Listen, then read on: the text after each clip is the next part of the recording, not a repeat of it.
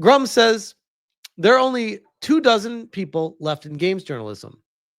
Quote unquote, there are no jobs to recruit for. Bossa Games, Lost Guys, Boss calls out game journalists for only carrying water for big AAA games and never covering smaller games until there are layoffs/drama. Jason Schreier responds, admitting that there are less than 24 people left in all games journalism and that the focus is on writing guides, which I will talk to in a second. But let's get to Henrik Olafers, who talks about the game industry media nowadays. And this is fascinating. Dev, hey, here's our new game. Would you want to talk about it? Journal, nah, sorry, we're too busy covering Call of Duty, Monster Hunter, Civ 7, and Pokemon. Dev, going through rough times, downsize the studio. Journal, oh my God, you guys letting people go? I'll write an extensive piece on that.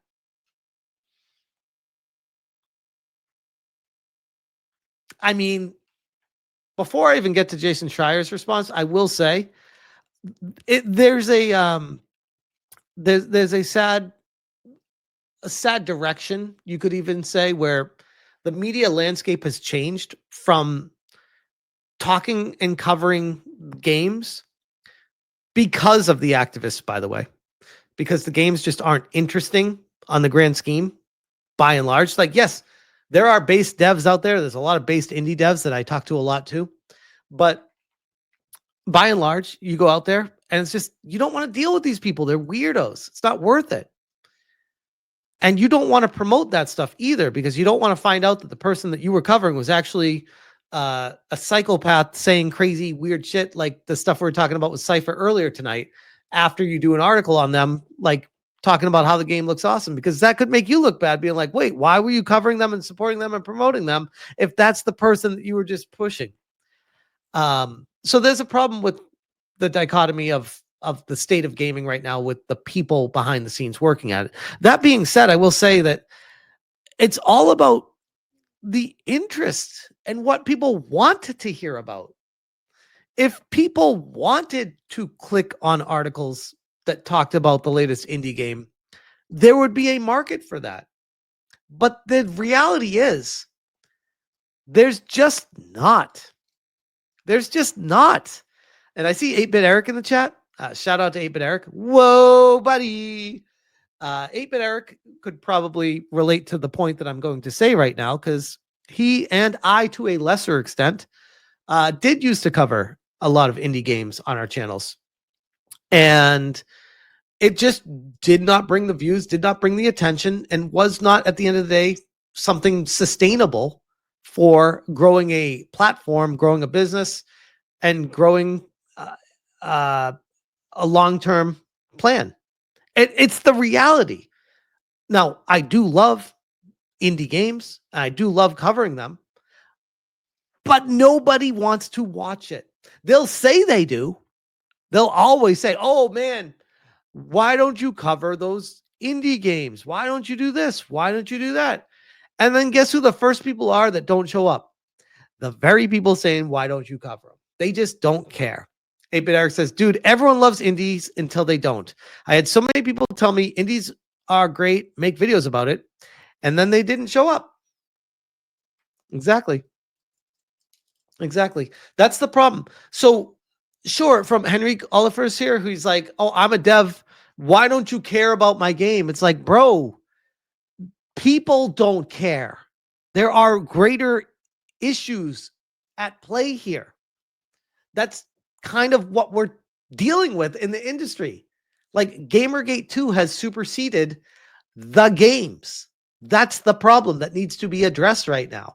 I would love for a time in my life, God willing, to come to a point where we joke about this all the time, Eric, but we get back to just saying, can we just talk about the games again? Can we please just talk about the games again? But right now is not that time. And it's an unfortunate side effect for the developers that are wanting the coverage of it. But people just don't care. They just don't care. So I will counter him with that a little bit. But I'll also say a part of it is also, while that is the industry's quote unquote responsibility, the people covering the games in the video game industry professionally are activists. They aren't gamers at heart. They don't care about the games themselves. So it's a perfect match for them to push activism instead of talking about your game.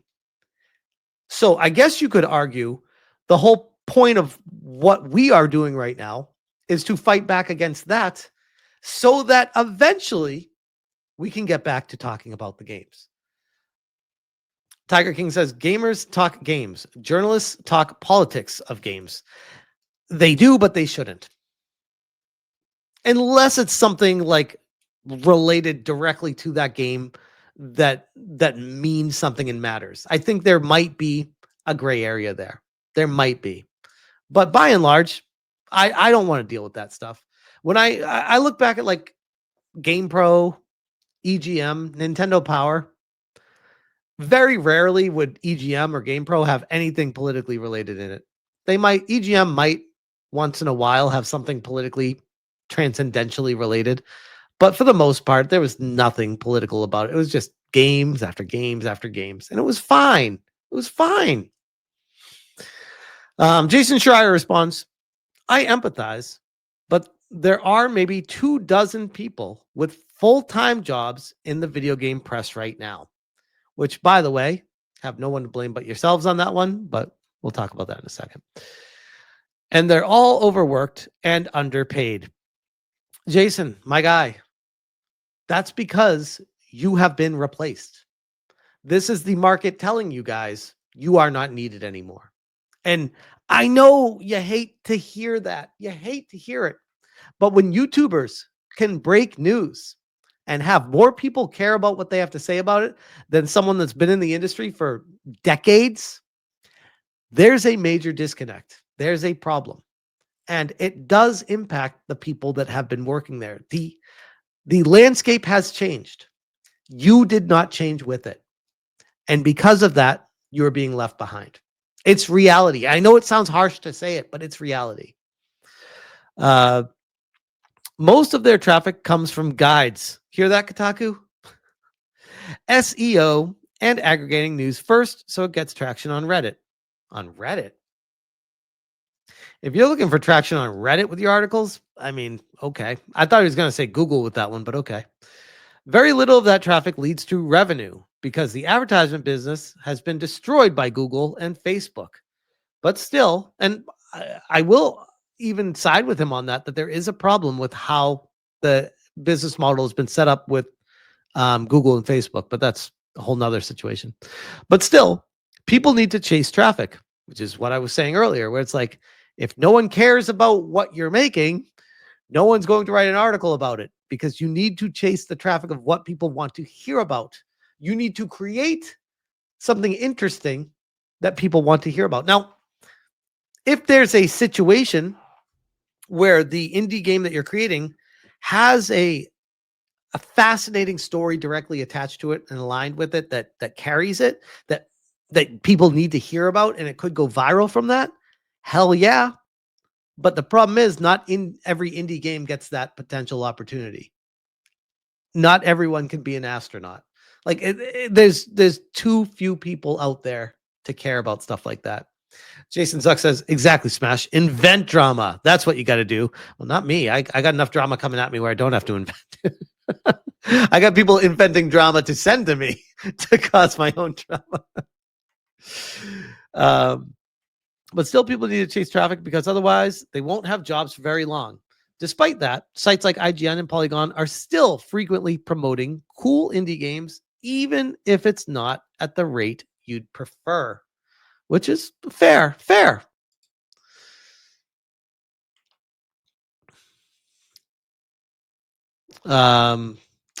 Blaming media for the industry's woes is easy, but misguided.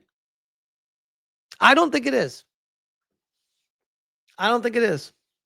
I think the media is the problem for the industry's woes, which gets back to the whole Gamergate thing, which the behind the scenes deals, the connections made, the handshakes of, oh, I'll cover your game if we can get some access media for this kind of stuff. And you're a big AAA company, you can provide me more stuff. Okay, I'm gonna be over here. Oh, you're gonna wine and dine me and fly me here and do all these things for me here and give us awards for this and that if we provide this and that. Oh, and you're gonna hire me if I get fired from this company, or hire my buddy at your company because I work at this and I gave you a good review, and potential things like that happening. You don't you don't see a problem there, Jason? Um, I'm one of the few people fortunate enough to have a large platform, and I try to use it to boost indie games that I fall in love with. Um, I don't think I've ever seen Jason use his platform to boost an indie game ever. I'm sure he's done it. I'm just saying I don't think I've seen him do it.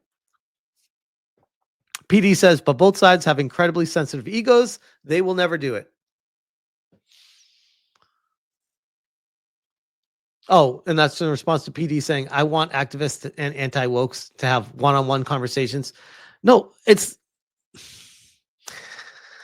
the problem is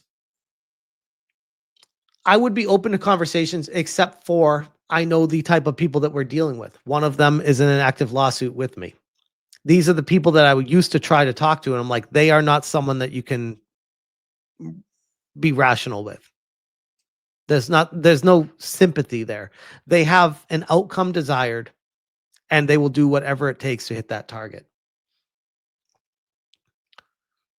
Exactly. PD says that's the problem. One side won't compromise. How are you supposed to have a conversation if one side won't compromise?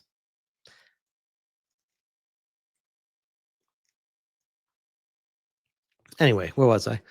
But there are too many games released every week and not enough time to play them all. And I would agree with that. I'd agree with that. I think this is a pretty decent take from Jason, who I typically disagree with a lot these days. Those few journalists remaining are just trying to hold on to their jobs in an industry that is far more precious than video gaming, where things are rough right now, but money is still coming in. Wait, those few journalists remaining are trying to hold on to their jobs in an industry that is far more precarious than video gaming.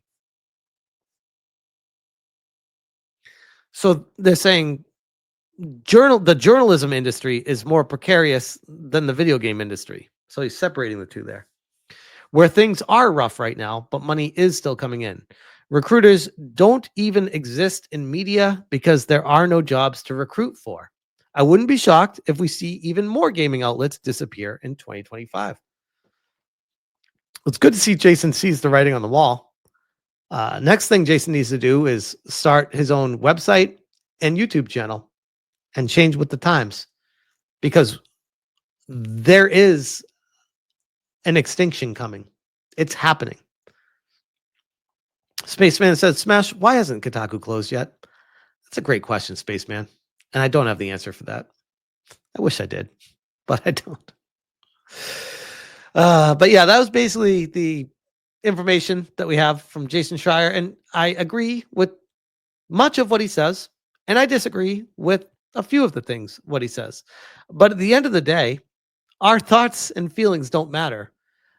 What's actually happening behind the scenes is the game industry is not supporting journalists anymore.